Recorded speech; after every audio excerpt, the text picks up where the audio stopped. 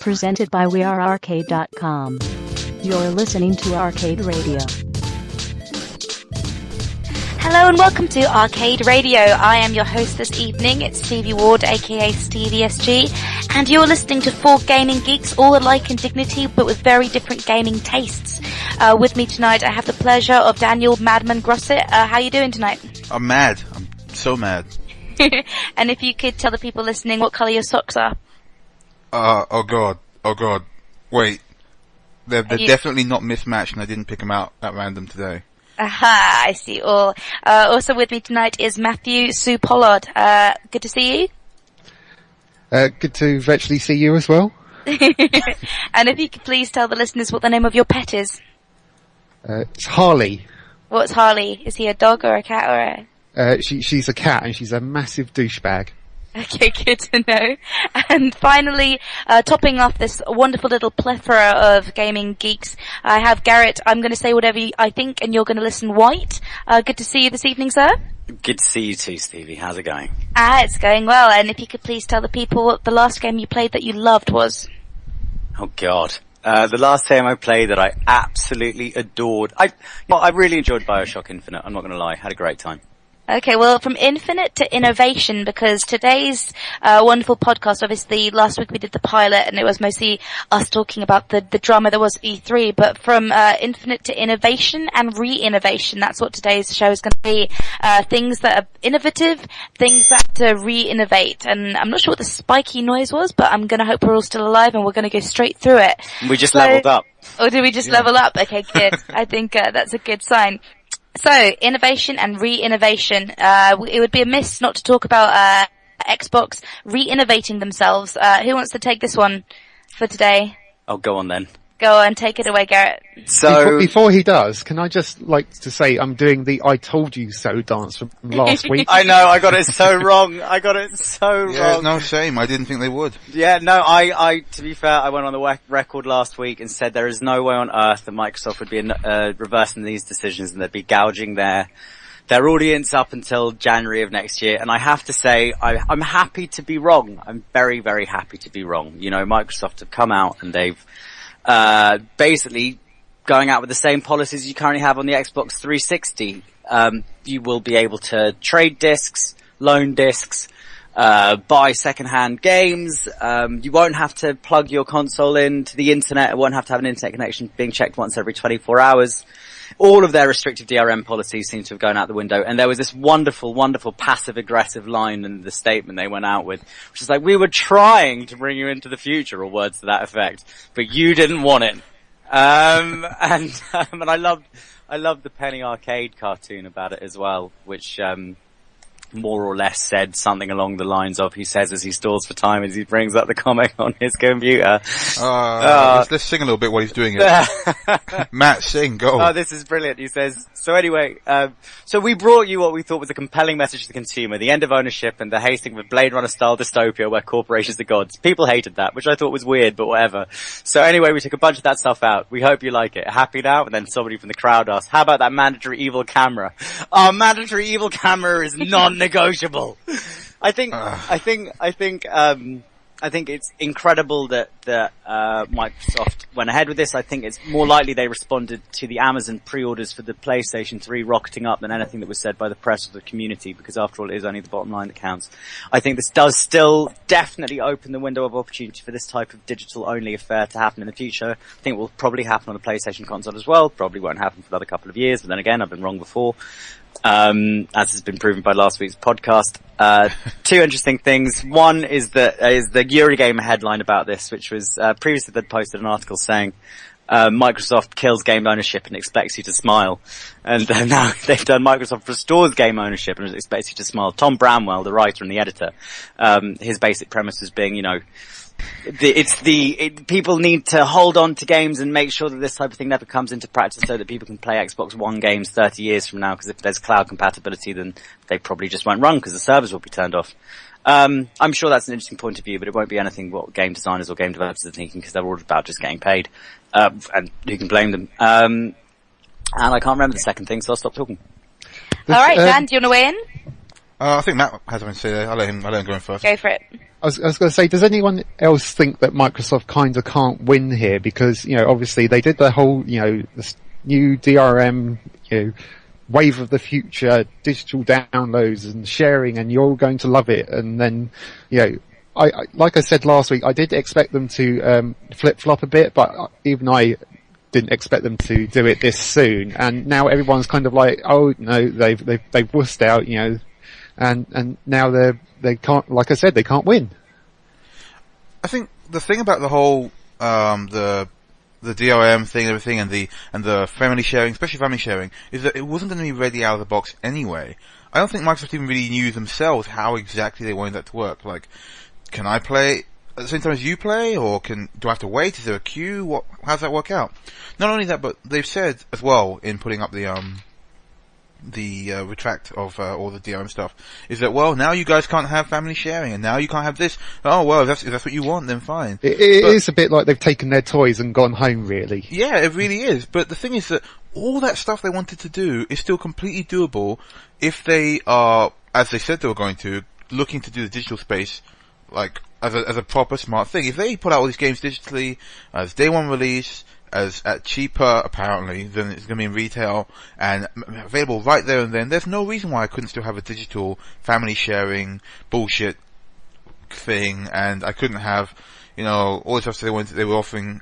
There's no reason why everything they were talking about can't still work for digital only downloads. In fact, if nothing else, it would be easier to ease people in by saying, okay, sure, you can have your physical games, if you want, dirty, and you can have your trade-ins and stuff, but if you come to us with our digital downloads, which will be, day one, cheaper, we'll give you all this other stuff, whilst, you can't trade them in and gouging you for profit. I don't understand why they've even taken them away. I'm sure they'll come back, and I'm sure they'll come back, if not before the end of this year, then the beginning of next year. And I'm sure that Sony will be doing something very similar. There was a comment on Kotaku that basically said, rather than these two companies trying to do, it's great to see companies, rather than trying to do what consumers want the least, trying to actually do what consumers want the most. And that's slightly refreshing, for me at least. And yeah, the thing is, you're right, the messages around the family sharing thing especially was very confused, because Phil Spencer had basically gone on the record and said, you can define anyone you like to be in your family, which was, strange, like in the sense that, all of it means that I could buy a game and then share it with, you three and then 7 other people, and they'd never need to pay for it. Although there was that one Xbox engineer who posted on Pastebin that family game thing wasn't actually access to the full game, but was actually just access to the first hour or two, I think, which is a completely different value proposition. But then again, massive bastards. But then again, that was shot down by Phil Spencer, who said that you shouldn't believe everything that you read on the internet. Yeah, this is kind of like the problem from the beginning. It was their whole PR thing. It was like no one knew exactly what you could and couldn't do, and all everyone heard was, you can't do this, you can't do this, you can't do this. If from the beginning they had actually said, this is what you can do, maybe more people would have been on board from the beginning, but all we heard was, no, you can't do this, you can't do this, you can't do this. And everyone kicked off, and now they've completely reneged on what they were saying, and now we're getting very little of it, and so we're kind of back to square one. Well, I have a question for our listeners, all 5 of them. And hi, Mum. And there was an article on the sixth axis, which is Sony biased anyway, or Sony focused anyway. Basically saying the damage had already been done.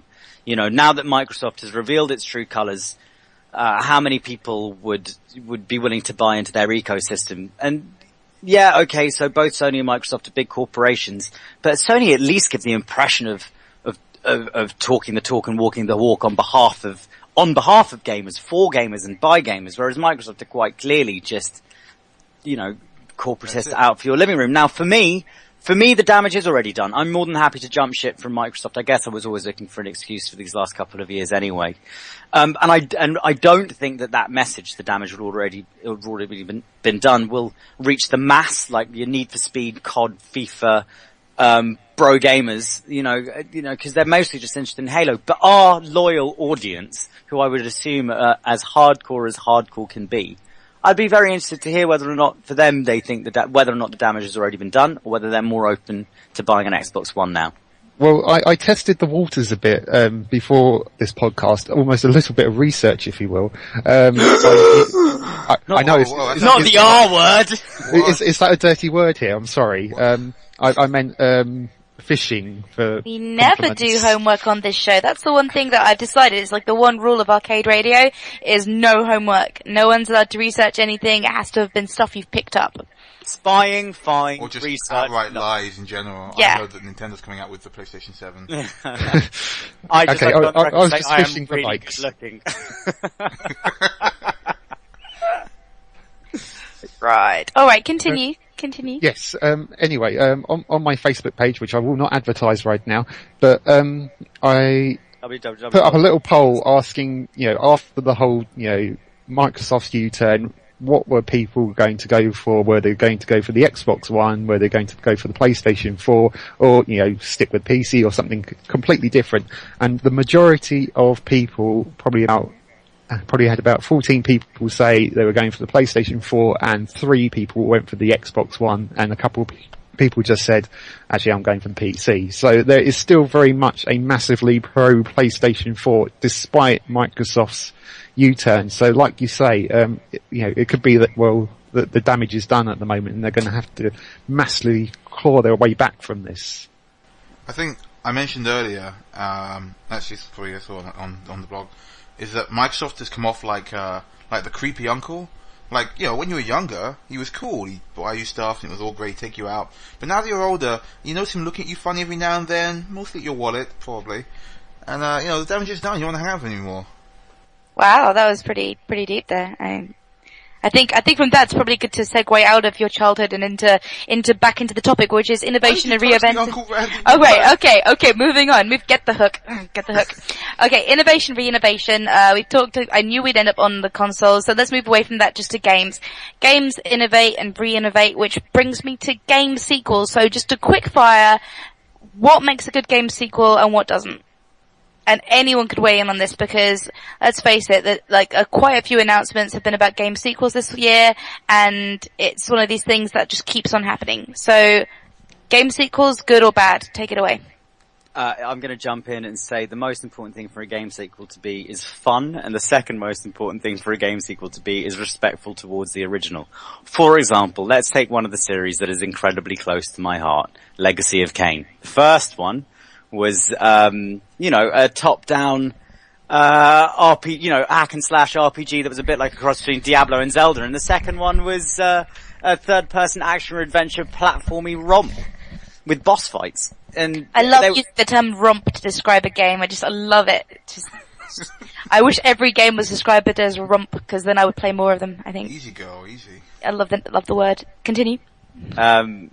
So yeah, I don't necessarily think that game sequels need to. I think you can do a lot with game sequels, so long as they're fun and they respect the original. How about you, Dan? I don't mind when a game sequel like veers off from the original, as long as they do it in a way that at least adheres to, like for example, going back to Legacy of Kain.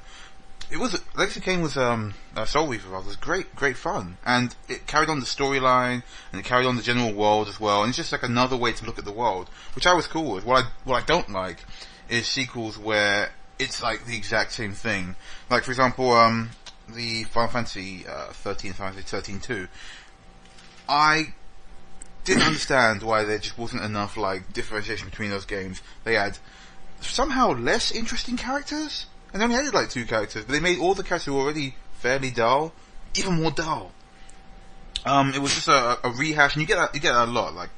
I'm not gonna go all the fantasies. There's I don't like the Halo sequels. I said it. Okay, I'll play them because they're there and I can shoot people a lot. But I find it's just so much the same old thing. If you're gonna make a sequel, by all means, give me the same kind of world and stuff, but I like storyline based stuff. But build on it. Give me something different.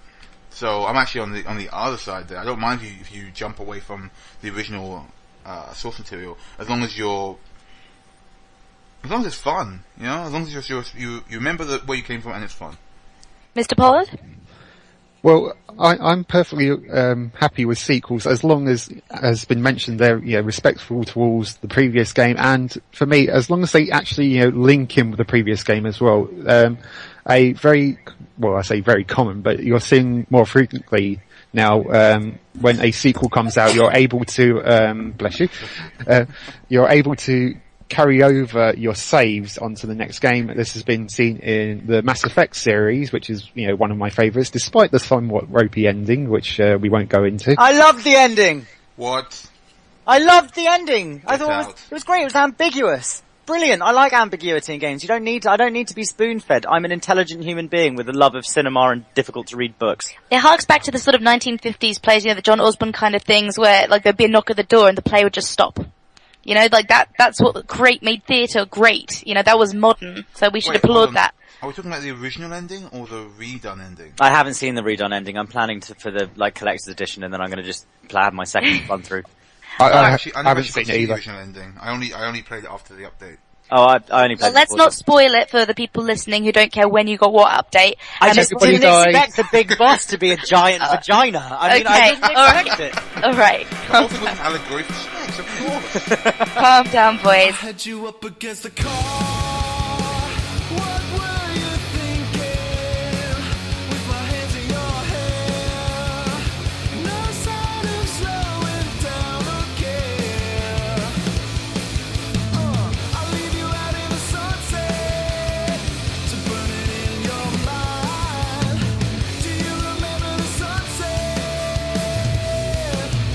Am I a fool? Forever wanting you. I had you up against the car. Nobody watching. In the center of the world. Nobody told me you could hurt. I'll leave you out in the sunset to burn it in your mind. Do you remember the sunset? Girl, all you need is time. Am I a fool? Forever wanting you. Am I a fool? Forever thinking you're cool.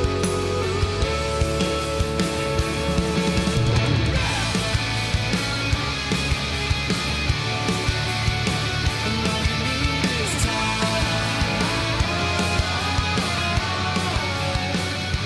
From re-innovation to actual innovation, Valve has announced Steam trading cards move out of beta on Wednesday the 26th of June at 7 p.m. Who wants to give us the rundown on what this is from the beginning? So, yes, this Steam trading card thing, so the main thing, as I understand about this, is that it isn't what people expected it to be. People expected it to be some form of digital trade-ins or resale or sharing, much in the same way as Xbox One had purported to have, but obviously that had the whole Xbox 180 affair. And instead it just seems to be another way of, it's another way of doing achievements as far as I can tell. You earn these cards through gameplay, much in the same way as you would earn football cards. You get random ones, and in order to redeem prizes, and these could be anything from virtual goods to ostensibly, it seems, goods with a monetary value attached, you have to swap and share and get a complete deck, much in the same way as you used to do in the playground with your football cards.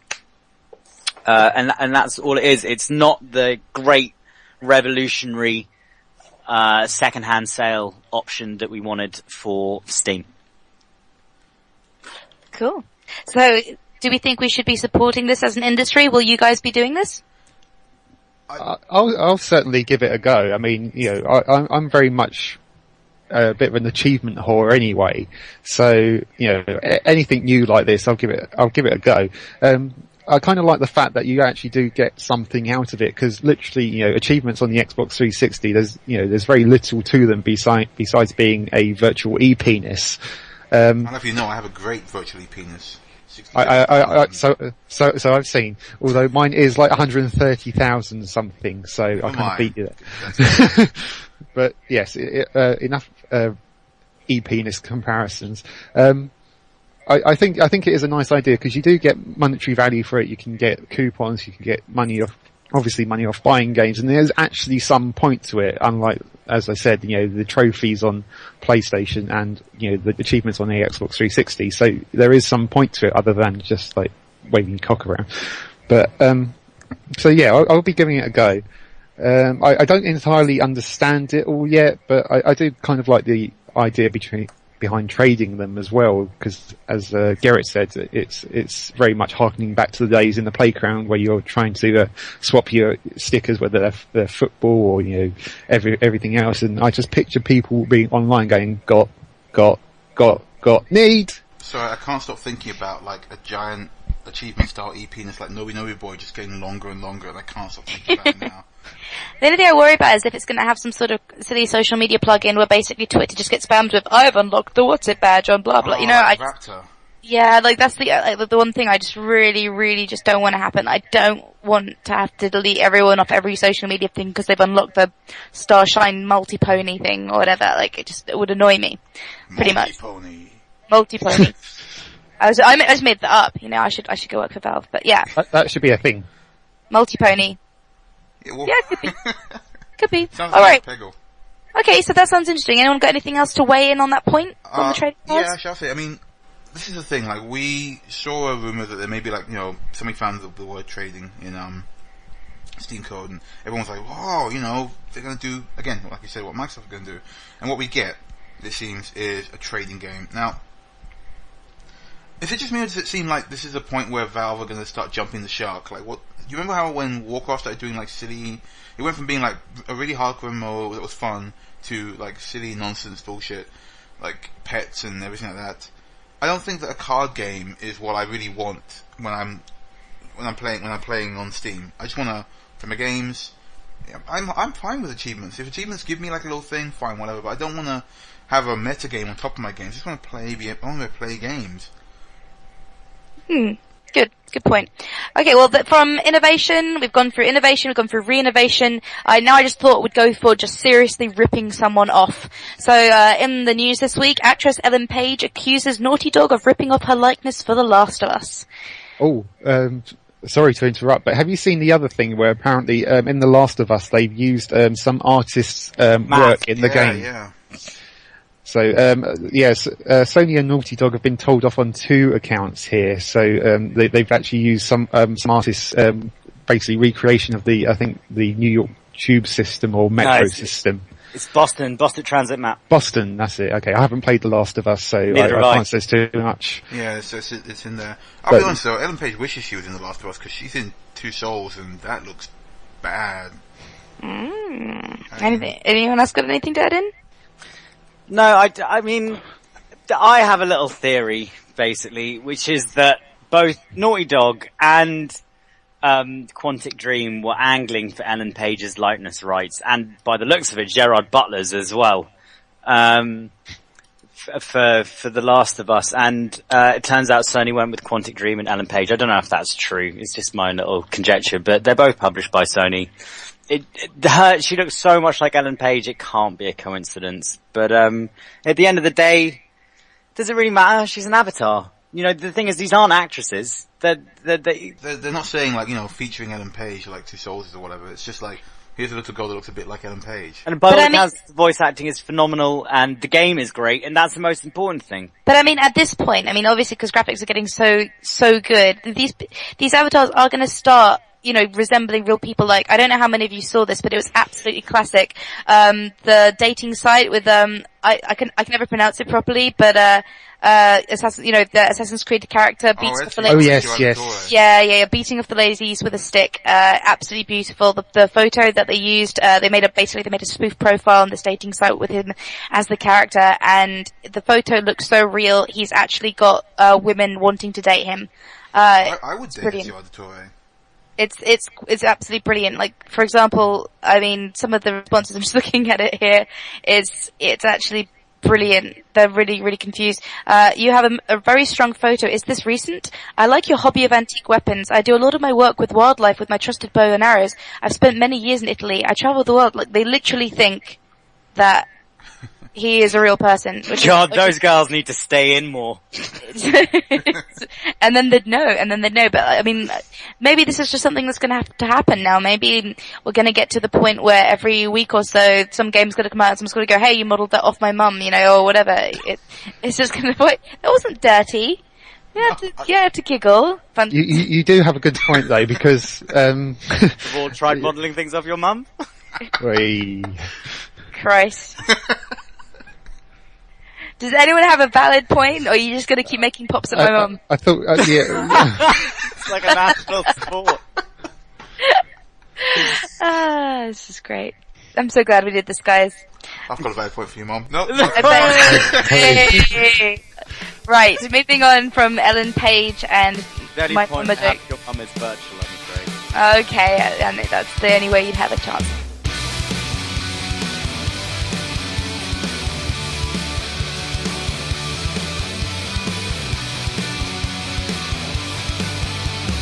I don't know anyone.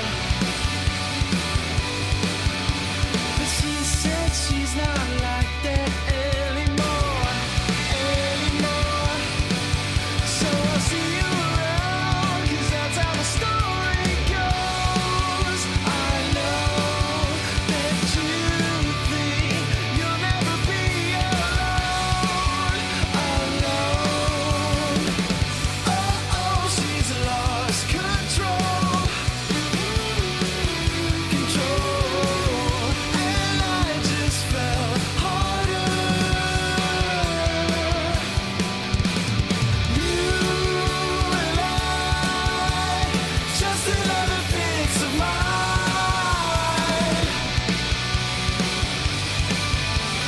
Just to find anything to feel alive.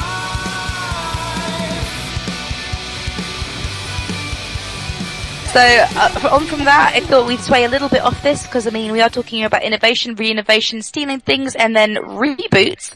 I thought I'd just talk about Man of Steel for a second. Has everyone seen it? No, I haven't. haven't. No. I'm sick on Saturday. Can we not talk about Man of Steel, please? Okay, well, we won't talk about it, but what are your thoughts on reboots anyway, Gherrit? I think reboots they tend to be a really good idea, in my opinion. They're apart from with the odd exception, I think they're a good, they're a good idea. I mean, reboots have been happening since Greek mythology. You're talking about perennial tales that get told and retold and reinterpreted, and you've got a core of a great story that you then you take a second look at through the perspective of the time and the culture that's taking that second look, making it more contextual for that particular era. I've got no real problem with it. I love playing and I love reading and I love watching a good reboot. Now, of course, some reboots are terrible and woeful. No one likes that old Planet of the Apes one with Marky Mark. But, Castlevania Lords of Shadow, I thought that was great. Really, great. Loved that. Let's try and give Castlevania a consistent plot and some compelling characters. I'm all for it.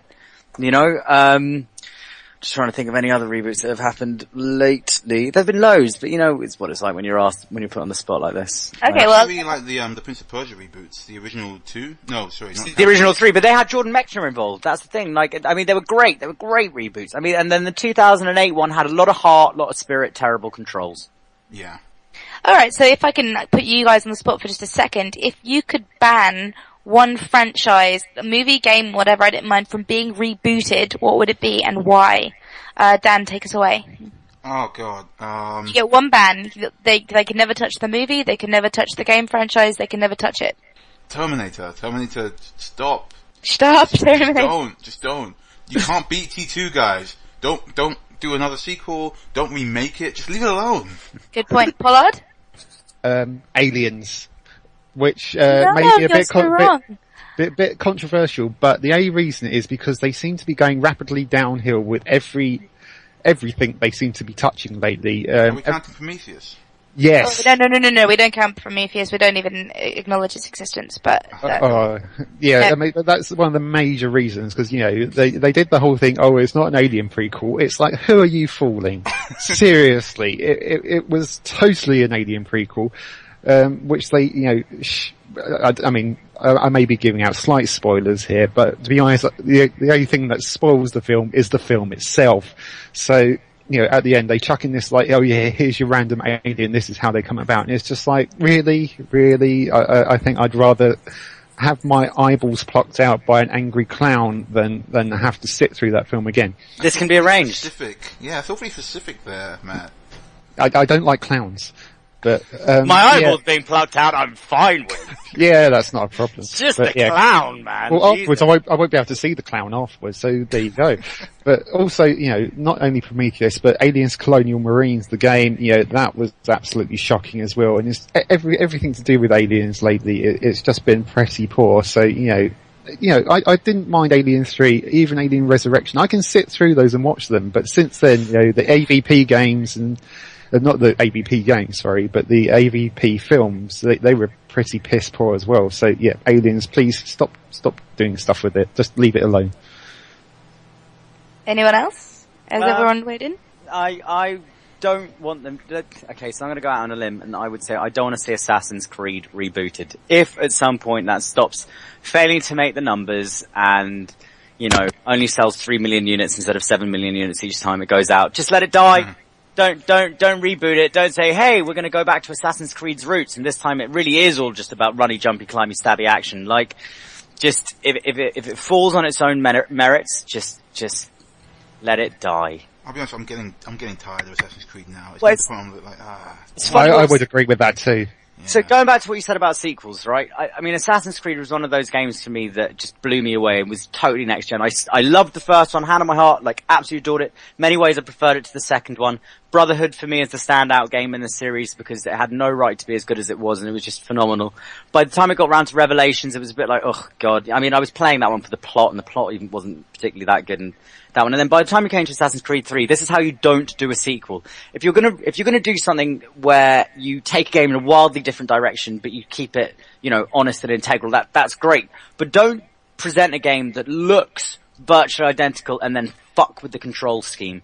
I basically played about the first 3 or 4 hours of Assassin's Creed and then had to reboot because I skipped through all the tutorials. I had to go in. Hey, reboot. I had to go into the in-game manual to just double check how to do the blocking and the dodging because I'd spent 4 games or however many, possibly even 5 games in that series so far, having muscle memory with these very well-defined and tight controls. Don't just throw them out the window in the sequel, or if you do, really, really take time to explain all that stuff you learnt with combat in the previous games. Yeah, that doesn't apply anymore, because I was holding down the left trigger all the time, to enter into high action mode, and control schematics are a massive bugbear for me. I'm well aware of the kind of level of finesse and iteration that goes into creating these things. And if you've established something that works and your audience is familiar with, and you're then presenting them with something that looks the same, don't have it not play the same. That's just beyond comprehension. I don't know why you do that. And to be fair, I think, as was borne out by many, many forum comments, I don't think I'm alone in that sentiment. No, I would go along with that as well. I got into probably about 10 hours into Assassin's Creed 3, and as much as I hate to say it, I kind of gave up because I couldn't get to grips with it. It's a bit, I think bloated is a good word for it. I literally play Assassin's Creed almost strictly for the multiplayer. I love the multiplayer, but I'm just not interested in the single player game at all. I hear it's great, but it just doesn't do it for me. I'm the opposite. Yeah, me too. Well, this has been interesting. I'm tweeting and podcasting at the same time, because I wanted to actually quiz you guys on something, but I didn't have the answer for it. So actually, I just realized that people now on Twitter could actually tweet me the answer, which we can probably pick up with next week. But if you guys know, chip in. If you don't know, just guess. And if you do know the actual answer, don't say anything so that the people listening can actually play along. I'd be really interested to know what game has the most sequels. So if anyone listening wants to chip in on that or actually reply to what I just tweeted on Twitter, which would make more sense, Stevie _SG, please go ahead, because I'd love to... Do you guys have any theories on what this Final is? Fantasy? How many sequels does it have? If we're counting spin-offs, a billion. Yeah. Billion? I would say Final Fantasy is probably the game. I mean, it's got, what, like 15 not in continuity, but 15 numbered sequels with a number of spin-offs as well. I can't think of another game that's got number 15. I don't know. What about like, if you're going down that route, what about Mario? How many Mario games have there been? Yeah, Or well, like, including World of spin-offs. Warcraft expansions as well, World of Warcraft expansions. Do we count expansions as well? Well, I'd be really there's only like interested. 6 of those? 4 of those? Okay, so here's what I'm gonna do. If anyone replies to my tweet with an answer and sustainable proof that their answer is correct, they are gonna get to do something awesome. What's your Twitter handle, Stevie? I think it's gonna be, it's at Stevie _SG. They can, and what I think we should offer them, if somebody actually can tweet me with some sustainable proof, of the correct answer, I think we should give them a slot on next week's show. For 5 minutes, they get to discuss whatever they want about games, and we get to white knight for them. You know what? That on your head be it.